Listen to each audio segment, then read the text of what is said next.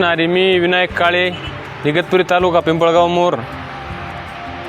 आमचे पिंपळगाव मोर निवृत्तीनाथ महाराज यात्रा उत्सव निमित्त गेल्या अनेक वर्षापासून आमचे ग्रामस्थ पायी दिंडी सोहळा मोठ्या उत्साहाने साजरा करत त्र्यंबकेश्वर येथे जातात.